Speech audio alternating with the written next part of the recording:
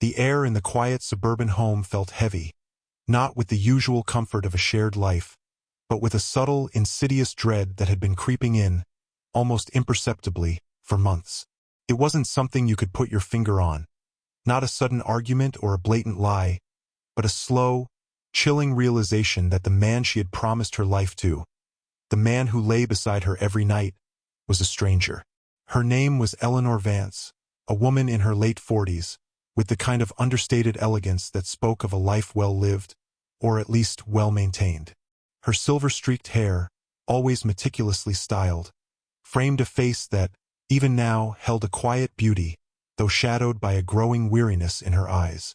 She had built a comfortable life for herself in the heart of Connecticut, a life of predictable routines and genteel society, far removed from the kind of dark secrets that were now beginning to unravel at her feet. Eleanor was a librarian by profession, a curator of stories, ironic perhaps, given the one now unfolding in her own life. She valued truth, order, and the quiet satisfaction of a well-categorized existence. But the man she married, David Thorne, was an anomaly she couldn't catalog, a book with missing pages and a deceptive cover. David, the name used to conjure images of warmth, stability, and a gentle humor that had captivated her from their very first meeting at a charity gala 5 years ago. He was a charming enigma then, a successful architect with a quiet intensity, a man who spoke with a thoughtful deliberation that she found endlessly appealing. He was in his early 50s, with salt and pepper hair, kind eyes that seemed to crinkle at the corners when he smiled, and a deep, resonant voice that promised security. He had a way of looking at her that made her feel seen, truly seen, for the first time in years after the quiet departure of her first husband, a man who had faded out of her life as subtly as he had entered it. David was everything her first marriage hadn't been: passionate, present, and seemingly devoted. Their courtship had been a whirlwind of romantic dinners, weekend getaways, and shared laughter. He had painted a picture of a life filled with adventure, intellectual pursuits, and a deep, abiding connection. He spoke of a past that was just vague enough to be intriguing: a difficult childhood, a rise from humble beginnings, a series of successful ventures that had led him to his current prosperity. Nothing too specific, nothing that raised immediate red flags. He was an orphan, he said, a self-made man who had forged his own path, a narrative that tugged at her empathetic heartstrings. Eleanor, with her own quiet longing for a true partner, had fallen deeply, completely in love. Their wedding, a small, intimate affair at a picturesque vineyard, felt like the culmination of a fairy tale. For the first 2 years, their life together was a tapestry woven with contentment. David was attentive, loving, and supportive of her work. He seemed to genuinely admire her quiet strength, her intellectual curiosity. He'd bring her rare first editions, surprise her with trips to quaint bed and breakfasts, and spend hours discussing books and art. Their evenings were filled with the soft glow of lamplight, classical music, and the comfortable silence of two people perfectly at ease. Eleanor had truly believed she had found her soulmate, her second chance at a happiness even richer than she had imagined possible. But then the cracks began to appear. Not dramatic fissures at first, but subtle hairline fractures, almost imperceptible to the casual observer. It started with small things: a fleeting look in his eyes when she asked about his family, a flash of something she couldn't quite place, fear, resentment, quickly masked by his usual calm demeanor. He would sometimes contradict himself about minor details of his past: a different city he claimed to have lived in, a different college he supposedly attended. When she gently pressed him, he would laugh it off, blaming a faulty memory or a long-forgotten anecdote. Eleanor, ever the understanding partner, dismissed these inconsistencies as harmless quirks. After all, who remembered every single detail of their past? Then came the phone calls, always short, always hushed, and always taken in another room. When she asked who it was, he would offer vague explanations: business associates, old friends from college, never giving a name she recognized. He started to become more secretive with his phone, always keeping it face down, even when he stepped away for just a moment. She told herself it was probably just work, perhaps sensitive business dealings he couldn't discuss openly. But a chill started to settle in her stomach, a persistent, icy knot that refused to dissipate.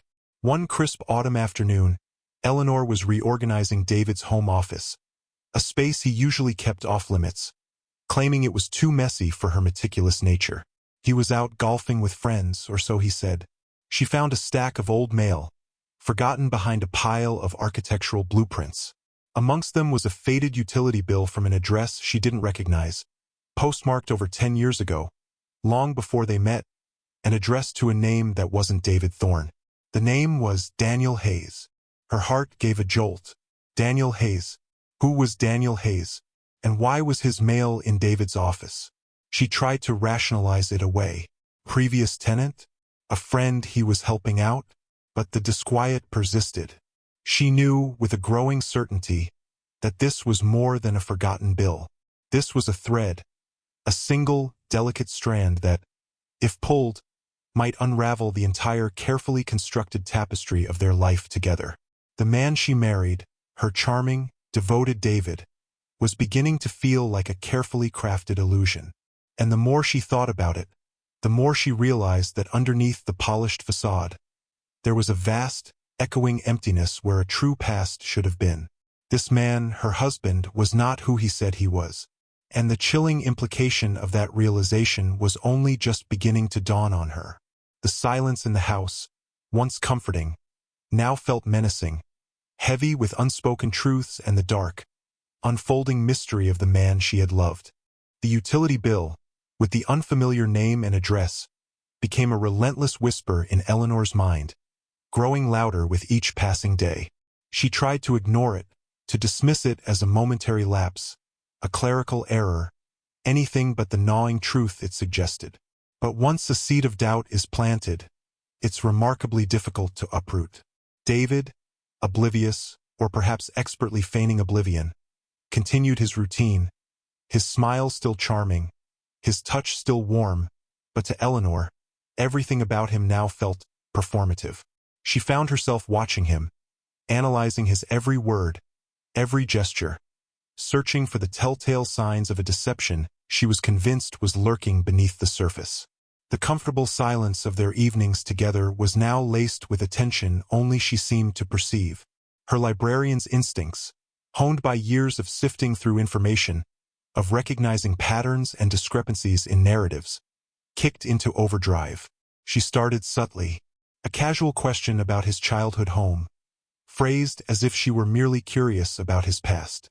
His answer, always vague, always deflecting, now felt less like a humble recounting of a difficult youth and more like a carefully rehearsed script. He'd mention a small town in Ohio, then a different one in Pennsylvania, almost as if he were trying out different backstories to see which one she'd accept. His eyes, once so open and inviting, now seemed to hold a flicker of something guarded, something unreadable. The first tangible proof, beyond the utility bill, arrived subtly, almost innocuously. One rainy Saturday, while helping David clean out a dusty old box in the attic, she stumbled upon a small, tarnished silver locket, tucked away beneath a pile of old college textbooks he claimed to have never owned. It wasn't the kind of jewelry David would wear, nor had she ever seen him with it. Her fingers traced the delicate engraving on its surface. To my dearest Daniel, always and forever. E. Daniel again. And an E. Her name, Eleanor, started with an E. Could it be from her? But she had never given him a locket, certainly not one with that inscription, and certainly not to a Daniel. A cold dread began to coil in her stomach. She pocketed the locket, her heart thumping against her ribs, a secret she now held, mirroring the one she suspected David was keeping. The very next day, a package arrived. It was addressed to David, but the return address was a law office in Nevada, a state he had never mentioned having ties to. He snatched it up before she could get a good look, his movements surprisingly swift and agitated. "Just some old business," he mumbled, dismissing her inquisitive gaze with a strained smile. But later that week, she noticed him spending hours on his laptop, always with the screen angled away from her, the light of it illuminating his face in the dark, his expression tight with concentration. One evening, as he went to fetch a drink, she saw a document briefly flash on the screen, legal jargon, something about a trust fund, and a name, Daniel Hayes. The pieces, disparate and chilling, were slowly beginning to fit. Eleanor felt trapped, caught between the man she loved and the terrifying possibility that he was an imposter. The emotional toll was immense. She found herself sleeping less, her mind racing through every conversation, every shared memory, trying to find the lie, the moment the mask had slipped. Her quiet strength began to falter, replaced by a constant state of anxiety. She felt isolated, unable to confide in anyone. How could she tell her friends, her family, that her seemingly perfect husband might be living a double life? What would they think? Would they believe her, or would they think she was unraveling?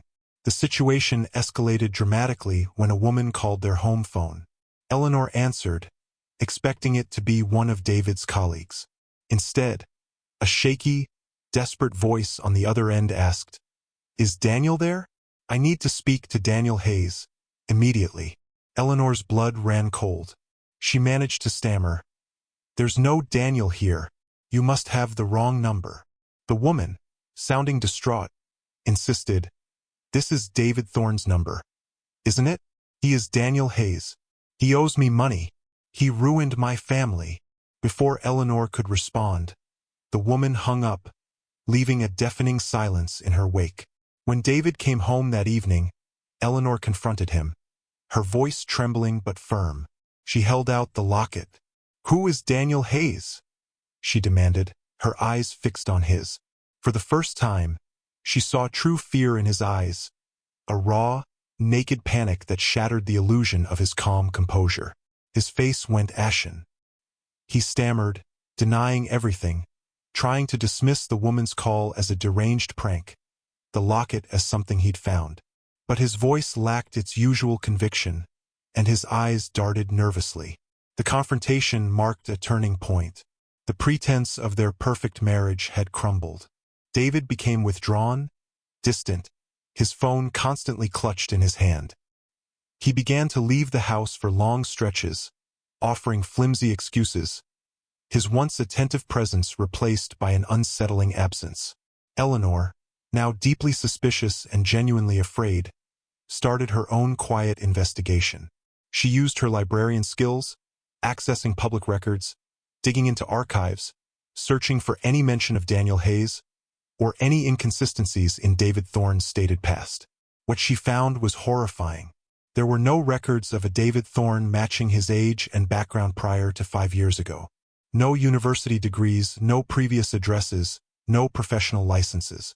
It was as if he had simply materialized out of thin air. But there were sporadic mentions of a Daniel Hayes. A string of small, seemingly legitimate businesses that had mysteriously dissolved. A few scattered news articles about a financial scandal in a small town in Nevada involving a missing man named Daniel Hayes, accused of embezzlement and fraud. The puzzle pieces, once scattered, were now forming a terrifying image. The man she married, the gentle, loving architect, was a ghost, a carefully constructed fiction, built on the ruins of another man's life, or perhaps on the ruins of many lives. The ground beneath Eleanor's feet had vanished, and she was left suspended in a terrifying void, staring into the abyss of her husband's true identity. The chilling question was no longer if he was someone else, but who he was and what kind of darkness he truly concealed. The realization that David Thorne was a phantom, an identity meticulously fabricated, struck Eleanor with the force of a physical blow. The elegant house, once her sanctuary, now felt like a cage, and the man she shared it with, a terrifying stranger. The sporadic news articles she unearthed, linking a Daniel Hayes to embezzlement and a missing persons case in Nevada, painted a chilling picture. She discovered that Daniel Hayes had vanished with a substantial sum of money, leaving behind a trail of devastated investors and a shattered family, including a distraught wife named Emily, the woman who had called their home. The locket, with its E for Emily, now felt like a burning ember in her hand. Eleanor's fear began to morph into a cold, desperate resolve. She knew she couldn't stay silent, couldn't continue to live this lie. But confronting David, or Daniel, as she now knew him to be, felt like stepping into a minefield.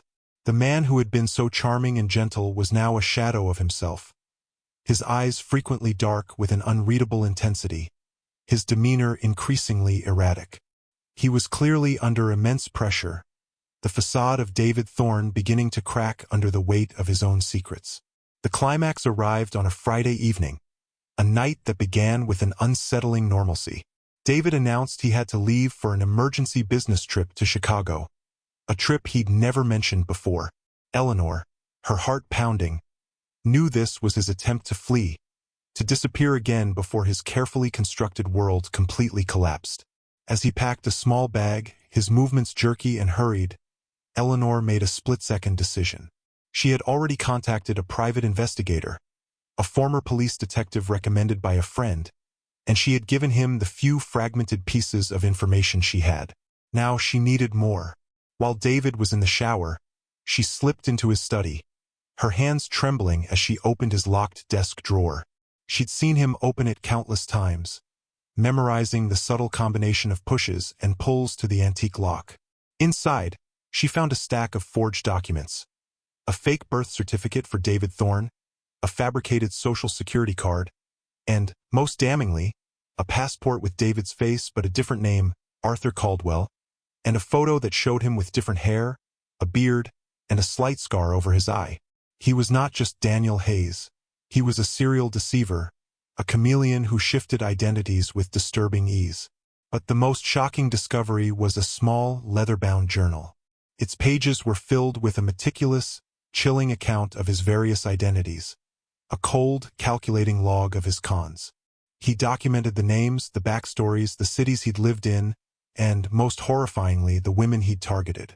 Each entry was a dissection of their vulnerabilities, their desires, their financial situations, all noted with the detached precision of a predator.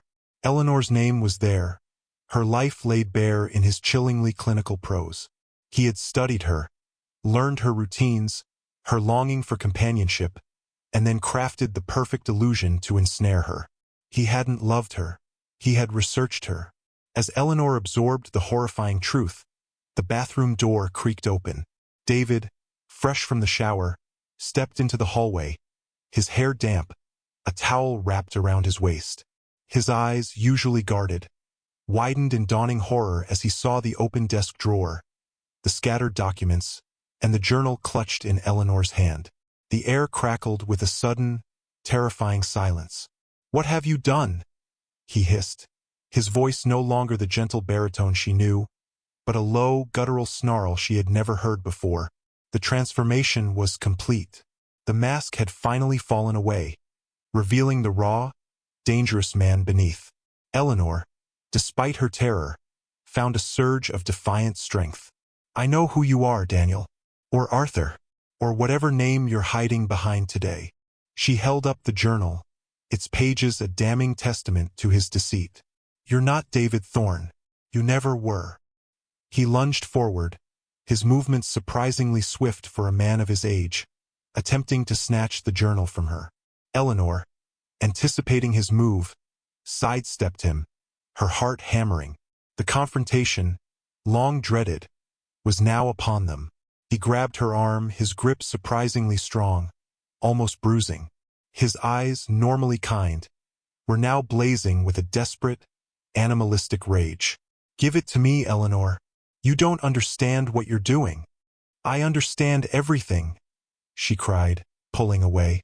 "You're a con artist. You've ruined lives. Emily told me everything."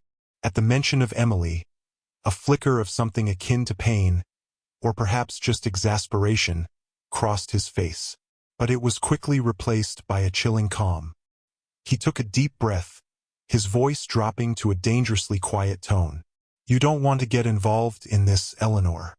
This is bigger than you know."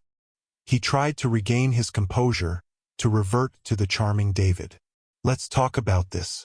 We can fix this." But Eleanor saw through it now. The manipulative charm was just another tool in his arsenal. "There's nothing to fix," she said, her voice trembling but resolute. "It's over." Just then, the doorbell rang. A sharp, insistent peal that shattered the tense silence. David froze, his eyes widening in panic. He knew. Eleanor had called for help, or someone else had found him. He turned, his gaze darting towards the back door, a desperate attempt at escape. But as he moved, Eleanor saw something she hadn't noticed before, glinting from his open duffel bag on the floor. A small, black handgun. The chill that had permeated her life for months turned into absolute, bone-rattling terror. He was not just a con artist, he was dangerous. The man she married wasn't just a liar. He was a predator, and she was trapped with him in her own home. The doorbell rang again, insistent, relentless, a beacon of hope in the terrifying darkness. The insistent ringing of the doorbell was a siren, a lifeline in the suffocating silence of the house, a promise of intervention that shattered the escalating tension between Eleanor and the man who called himself David Thorne. He, or Daniel Hayes, or Arthur Caldwell, whatever his true name might be, froze, his eyes darting frantically between Eleanor, the journal in her hand, and the front door. The brief flash of the handgun in his bag had solidified Eleanor's fear into a cold, clear resolve. This was no longer just about deceit. It was about survival. Just as David made a frantic dash towards the back exit, desperate to escape, the front door burst open. Two figures, large and authoritative, stormed in, their badges glinting under the dim hallway light. It was the private investigator Eleanor had contacted, a burly man named Detective Miller, and a uniformed police officer he had brought with him. Daniel Hayes. Miller's voice boomed, cutting through the silence. "You're under arrest." David stopped dead in his tracks, cornered. The fight drained out of him, replaced by a defeated slump of his shoulders. He was no longer the charming architect, nor the raging impostor. He was simply a man caught, stripped bare of his layers of deception. The handgun, thankfully, remained untouched in his bag. Eleanor, tears finally streaming down her face, sank against the wall, the journal still clutched tightly in her hand. The nightmare, at least this immediate, terrifying part of it, was over. The aftermath was a whirlwind of police statements, legal proceedings, and the slow, painful unraveling of David Thorne's carefully constructed life. Eleanor learned the full, horrifying scope of his crimes. Daniel Hayes, as he was most commonly known, was not merely an embezzler. He was a serial con artist who preyed on vulnerable women, seducing them, draining their finances, and then disappearing, leaving a trail of emotional and financial ruin. He had used numerous aliases over 2 decades, leaving behind a wake of broken hearts and empty bank accounts across several states. Eleanor was just the latest victim in his long, dark history. The Emily who had called was indeed his previous wife, who had been left financially destitute and emotionally shattered, driven to near madness by his disappearance. She was now a key witness against him. The locket, the fake documents, the journal, Eleanor's meticulous instincts as a librarian had provided the irrefutable evidence needed to convict him. The revelation was public, splashed across local news channels, a humiliating and painful exposé for Eleanor. She found herself the subject of pity and speculation, her once private life laid bare for the world to scrutinize. The quiet, dignified woman who valued order and truth was now caught in the epicenter of a sensational fraud case. Yet, amidst the shame and heartbreak, a surprising sense of liberation began to emerge. The suffocating dread that had plagued her for months began to lift, replaced by a quiet strength she hadn't known she possessed. She had faced down a predator, discovered a horrifying truth, and emerged, battered but unbroken. Her friends and family, initially shocked and sympathetic, rallied around her, offering support and understanding. She wasn't alone. The elegant house, once tainted by deceit, slowly began to feel like her own again. She meticulously went through every item that belonged to Daniel, purging her life of every trace of his deception. The process was cathartic, a physical act of reclaiming her space, her identity. She resumed her quiet life as a librarian, finding solace in the predictable order of books and the straightforward honesty of stories. The scars of this betrayal would undoubtedly remain. The trust she had so freely given, so brutally shattered, would take a long time to heal, if ever completely. She carried the weight of the realization that she had been so completely, so profoundly deceived by the man she had loved. It was a harsh lesson, a stark reminder of the hidden darkness that can lurk beneath the most polished exteriors. But Eleanor also emerged with a newfound resilience. She learned to trust her instincts again, to recognize the subtle whispers of doubt that she had once dismissed. She understood the profound importance of looking beyond the surface, of truly knowing who you are letting into your life. Her story, though painful, became a testament to strength in the face of betrayal, a cautionary tale about the masks people wear and the hidden truths they conceal. Her quiet existence, once defined by the comfortable predictability she craved, now held a new depth, a new understanding of the complexities of human nature, both its capacity for darkness and its enduring resilience. Eleanor Vance, the librarian, had faced a real-life mystery far more complex and terrifying than any fictional narrative, and she had survived to tell her own story. And in telling it, she hoped to offer a quiet warning, a gentle whisper of caution, to others navigating the intricate, often deceptive, landscape of human connection. If you want to keep exploring stories like this, where dark secrets are slowly revealed and the pieces of lives are constantly shifting, then hit that like button on this video. Subscribe to our channel so you don't miss out on other captivating narratives, and don't forget to turn on notifications so you're always the first to know when we upload new content. Thank you for listening, and remember, sometimes the biggest secrets are hidden behind the most familiar smiles.